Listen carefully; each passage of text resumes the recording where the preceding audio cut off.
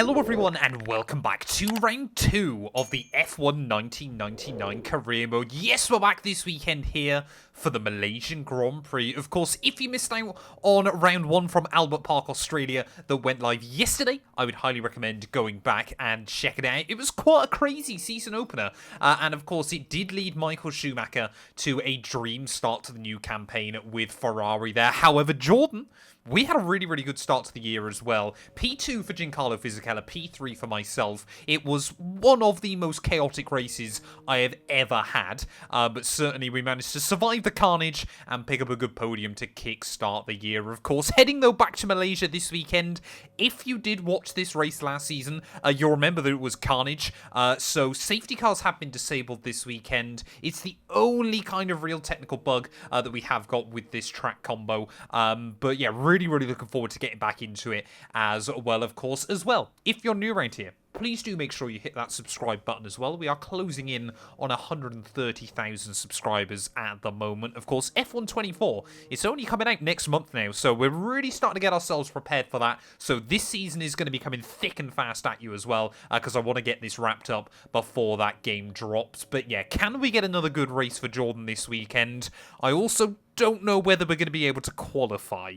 Quickly though, before we get into this video, I want to thank all of the names you see on your screen. Without their continued support of the channel, none of the work we do here would be possible. And if you want to get your name featured on this list, you can click the join button or click the Patreon link down in my description below and support the channel from just £1 a month. You will also get access to weekly updates about everything going on behind the scenes, and also occasionally some early previews on videos. So yeah, a massive thank you to my YouTube members and my Patreon supporters, and let's get back to the video. Well, you got to jump through some hurdles then if you want to try and get a one-shot qualifying lap in this car round here. Make sure you start it in reverse, otherwise you're going to get instantly disqualified. But starting our flying lap then here from Sepang, I've got no idea whether anyone else is actually going to set a lap time, whether this is going to be one of the easiest poles of my life. We're going to ignore a lot of people retiring from the session as well then. But some of you guys have kind of had some confusion, obviously, as we've moved into 1999, that obviously watched the 1998 season. This is an alternate timeline. This isn't going to be like an accurate depiction of IRL Formula 1. So, of course, obviously, each season we will have driver transfers to different teams than what we saw in real life, of course. This is basically a series where you start out with a pretty accurate depiction of 1998, and then from there, things get a little bit different, and the grid really does get mixed up. So that's kind of what we're going with for this series. Maybe, I mean, I've already said before, this series is literally going to take us years to complete, because I do want to go through every season, and obviously get to the end of 2007. Maybe after that we'll run like a proper season of each kind of year. You know, maybe we'll do that, obviously, if we've, you know, finished this and really enjoyed it and want to do that.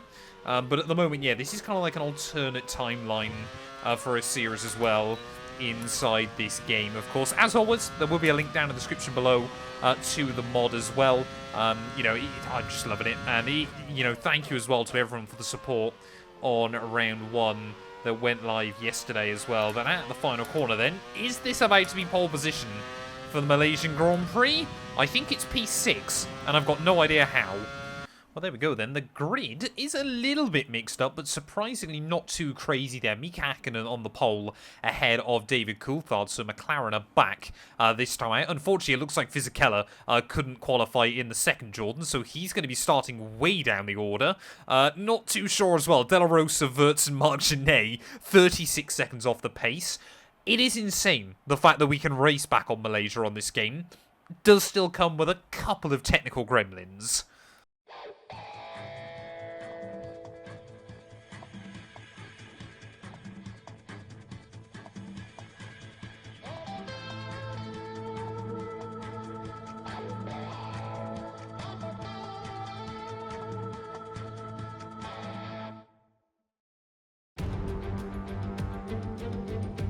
The Formula One circus has arrived in Southeast Asia once more, as we usher in a new era and get ready to go racing here in Vietnam. And as always, a man with plenty of racing experience joins me in the commentary box. Today it's Anthony Davidson.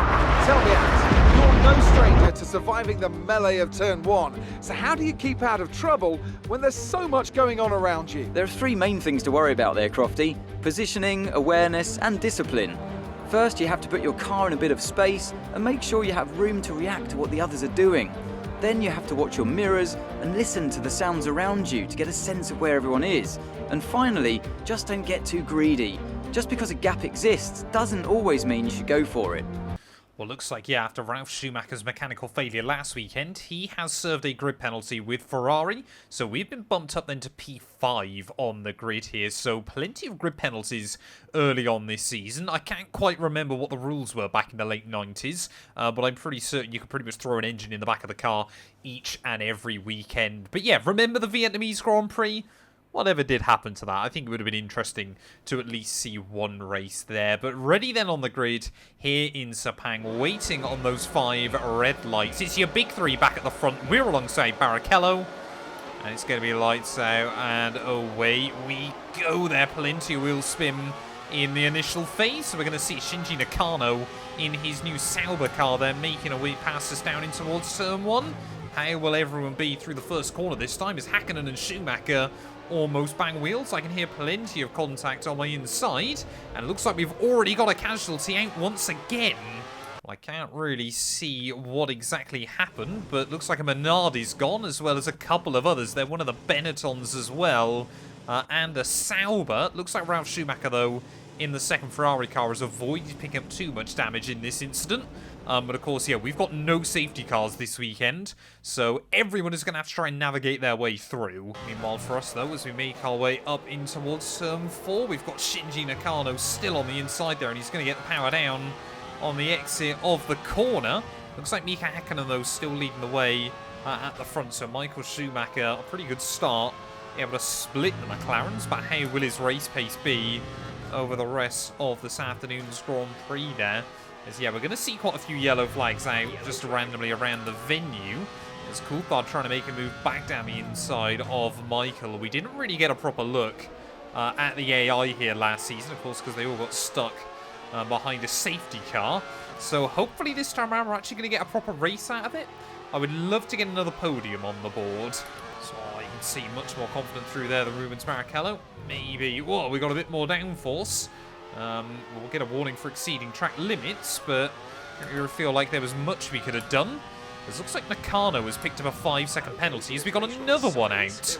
We're riding on board then with one of the Arrows cars as they make their way up the hill side by side with the Sauber, and I think they've just both got connected together, and Ralf Schumacher's been involved in that, so another 3 cars gone then on lap 1. The damage model is quite brutal. Yeah, Ralf Schumacher probably gets the best look at this. You can just see they connect at the rear, and both of them left with nowhere to go. And Ralf Schumacher, yeah, a very, very unlucky bystander in all of that. Well, I must admit as well, it is the opening couple of Grand Prix of the year are the worst, I think, for incidents. We're once again down to just 14 runners by the end of lap 1, but I promise you it is not going to be an every single week occurrence. We did have a couple of races last season where everybody finished. But yeah, how's reliability going to affect people as well here today?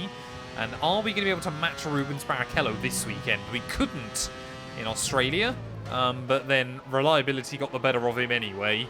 Schumacher and David Coulthard then battling it out still early on. It's allowing Mika Hakkinen just to run away at the front of the field, but it's allowing myself and Barrichello to stay quite close to the pair. Yeah, this really does open up a good opportunity for us. Narrowly missed out on the P2 last weekend. I would love to try and get it today. Yeah, I can't help but feel that once Schumacher kind of clears out, then Coulthard is going to struggle to match him. Oh, I see a amount of speed we can carry through there down the inside of Rubens, and we will complete the move then nice and late on the brakes. This might have to be the last Malaysian Grand Prix we do, unfortunately. Looks like everyone is seemingly picking up 5-second penalties. I would guess that's for overtaking under yellow flags, as here comes Rubens Barrichello back to my inside through the final corner.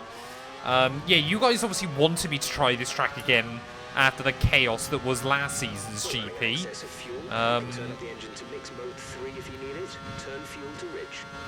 But yeah, maybe this is going to be the last Malaysian Grand Prix we get. As am I going to get an illegal overtake on Rubens? Doesn't appear so this time, as he will back out. I think Schumacher, though, might be breaking down, as Michael Schumacher very, very slow off the first few corners. And I think he is out of it. So that's suddenly a heartbreak for Ferrari. Yep, Schumacher's gone. So both Ferraris out of the Malaysian Grand Prix then, as David Coulthard seemingly just stops on the side of the circuit as well. And suddenly we are up into P2.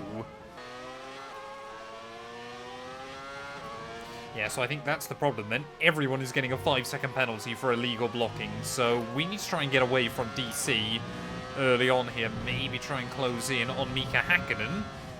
But yeah, this will, I think, sadly have to be the last Malaysian Grand Prix. Hockenheim works fine. Malaysia doesn't. Oh, a little bit of a wobble.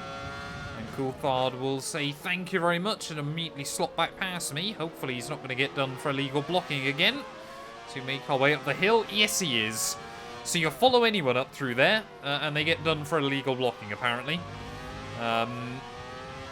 Suboptimal, I would go as far to describe it. But hopefully it's not going to make a difference at the end of the race. As, oh, Coulthard locks up. I almost follow him. And suddenly, well, P2 is ours once more. Well, I tell you what, as we approach 1/4 distance then in this Grand Prix, we are actually running pretty comparable to Mika Hakkinen at the moment. I think if we start getting some laps nailed, there might actually be a fight on our hands today, as a 1:40.6 puts us only a tenth away from the fastest lap done by the Finn. This track really, really does seem to suit this Jordan car at the moment. We're pulling away from Rubens Barrichello in most spots around the lap. But of course, tyre strategy is still going to come into it. We don't obviously have any risk of a safety car, of course, today. But yeah, if we can just start bringing that gap down to Mika up in front, could we go back to back here at the Malaysian Grand Prix? Well, I think if you are watching this and you have got access to this mod as well, I would honestly suggest if you want to do a race around Malaysia, just turn all flags and warnings off. Obviously, disable your safety cars as well. As, oh, there we go, new fastest lap of the day. But yeah, I think if you want to have a race round here like that, that's probably going to be the only way you can go about it. But honestly, yeah, I feel heading into the future for this series, probably best if we just avoid Malaysia altogether. I tell you what as well, that fastest lap really does not only state our intent today, but also for the course of this season. We want to be here to fight. And I'm really hoping that some brutal consistency will get us in that fight over the course of the year. The gap to Hakkinen is coming down still. No idea when he is going to pit, but I think we're going to try and take these tyres just a couple of laps longer. As there we go, Hakkinen is in. So he's going to be one of the first to blink then this afternoon. As only pretty much him and Barrichello without a penalty, as we almost go under the 1:40 mark. This car has got pace. Was really, really unlucky then for Mika Hakkinen. He's just coming right behind Heinz-Harald Frentzen, who, to be fair, has got quite a few penalties. I would hope Mika doesn't get one, but it would level the playing field, I guess, between myself and the McLaren. It could end up being just a straight-up dogfight as well. There we go. First sight of Giancarlo all day. He's all the way back up into P5 then, so a really good recovery drive by our teammates so far. Making our way then down towards the pit lane here. We need to try and get a nice, clean, tidy stop. Never can remember where the pit lane is. Here is where I almost drop it on the outside on the way in. Where do I need to get the car stopped for? About there by the looks of it, which we just about will. Looks like we're actually going to serve our penalty as well under this pit stop, which is a little bit of a shame. Because, of course, it means we're going to be a bit further away from Mika. Wave to all the personnel on every other team that are kind of just standing around and enjoying the scenery of the pit lane here. Of course, Sepang actually was kind of one of the first truly modern F1 tracks, which a lot of people really did love. But where is Mika Hakkinen then? There he goes. Flying back past us down in towards turn 1. Are we going to be out in some traffic? Yes, we are. So we're going to come out behind Fisichella and even Magnussen. We'll receive a penalty for dangerous driving if you cross over into the track. So that's a little bit of a shame then. We've come out in a bit more traffic than I'd really hoped to. But yeah, all eyes now on Mika at the front. And how much time can we take out of him? Oh, Oh, Magnussen trying to have a go the long way around the outside of Heinz-Harald Frentzen as we make our way in towards the final sector. Just about will make it happen there, as I want to try and have a look past the Williams as well then. Slot in past the Williams car there as he tried to turn in across me and maybe give me a puncture there, but we've navigated Frentzen. We've got to try and navigate Jan Magnussen as well quite soon. But very, very interesting. The fact some of the AI, of course, have opted to go long this afternoon on the first set of tyres. So they're going to be very, very quick.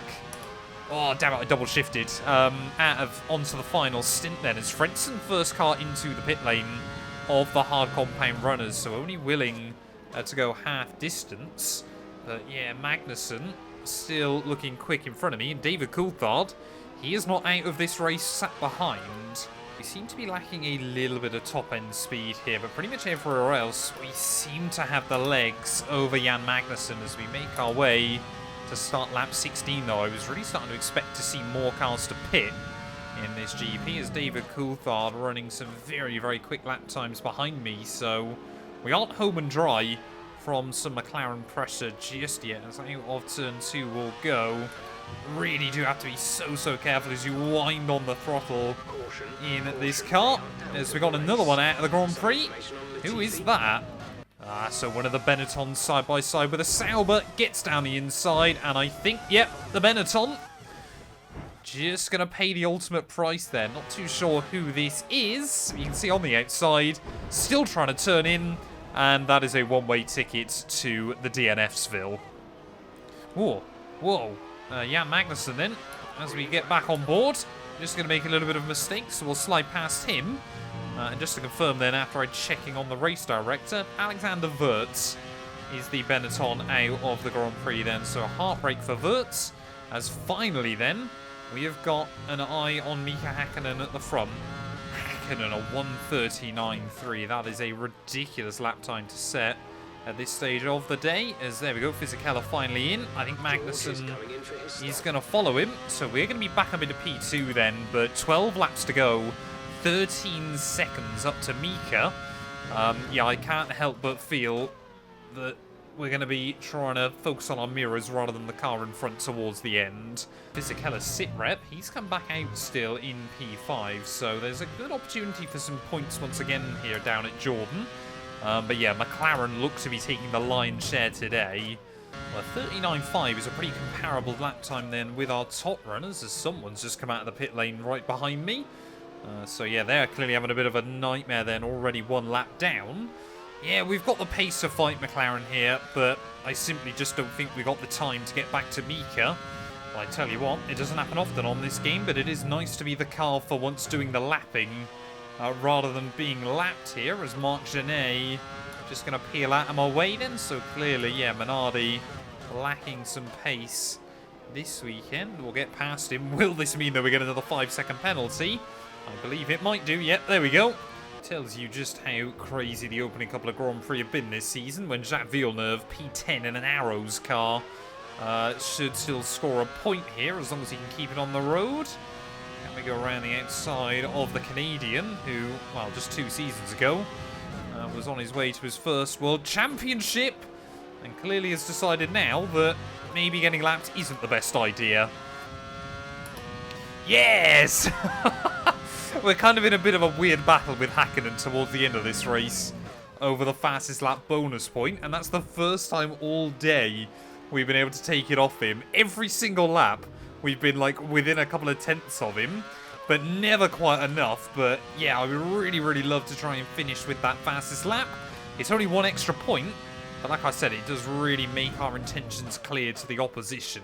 Well, BAR, it's been a pretty tough start to their first Formula 1 campaign. I think they were expecting bigger things here heading into the new season, and their rookie driver, Nick Heidfeld, certainly, yeah, was hoping, I think, for a little bit more. But 2 laps to go then here from Sepang. I tell you what, the 2 races we've had here, they have certainly been fun. They have certainly been interesting.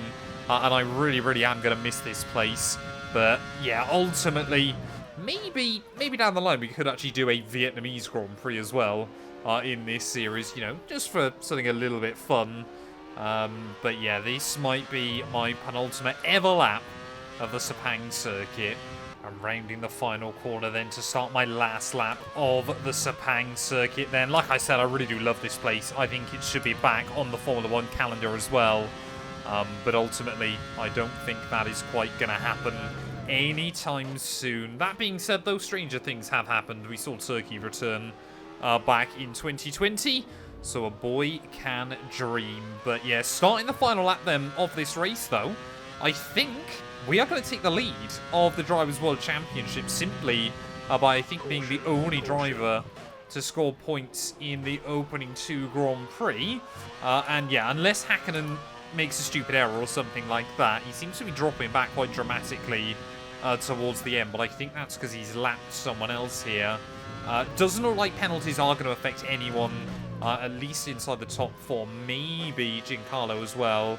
Hopefully isn't going to lose a place to someone that is hanging around behind him there. But yeah, if I'd known going into this just to disable rules and flags, we probably would have been okay. But ultimately, you know, I don't want to keep trying this track in different configurations every season to try and get a combination that works. Malaysia, I feel, is just going to fit in its place in Formula 1 history, at least in this series. But rounding the final couple of corners then of the Grand Prix, it is going to be Mika Häkkinen who, well, I say finally, it's only round 2 of the year, but he's going to return to the top step of the podium. McLaren, after a nightmare in Albert Park, they are going to be back in a big way this weekend and take some big points out of Ferrari. And I've run out of fuel. No, at the final corner, I think Coulthard's going to have me. I'm so stupid, I never even thought to look at it. No, no, no, no, no. And Mercedes have pulled off a great victory here today. So Anthony, what made the difference out there today? I think that smart tyre management on track and very smooth driving definitely assisted in their victory today. That combination meant they got the absolute maximum out of their tyres at all times. And I can see the drivers starting to approach the podium for the victory celebrations. A real team victory today. Everybody played their part. Congratulations then to Mercedes, your race winners today.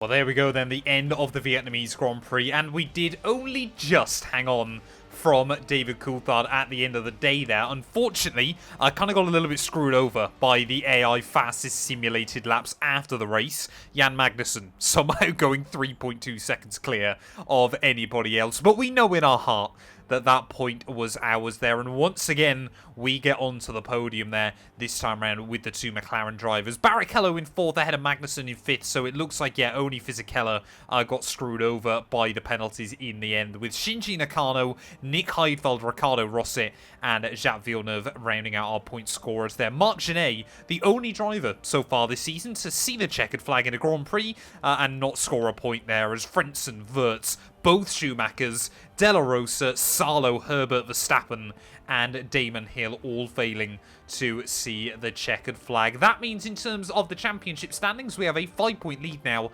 over David Coulthard, who gets the jump on Giancarlo there. Häkkinen and Schumacher tied on 25 points apiece, then with a big drop down to Rubens Barrichello ahead of Jan Magnussen. Most drivers now seemingly have scored points. It is just the Williams, Ralf Schumacher, Salo, and Alexander Wirtz yet to get off the starting blocks. And constructors-wise, a 6-point lead for us over McLaren as well is certainly very, very useful. But thank you all so much for watching this video. If you have enjoyed, please do make sure to leave a like, get yourself subscribed. We'll be back early on next week then as Formula 1 returns for the Chinese Grand Prix. But leading the championship, I'm hoping we can try and keep this up for as long as possible.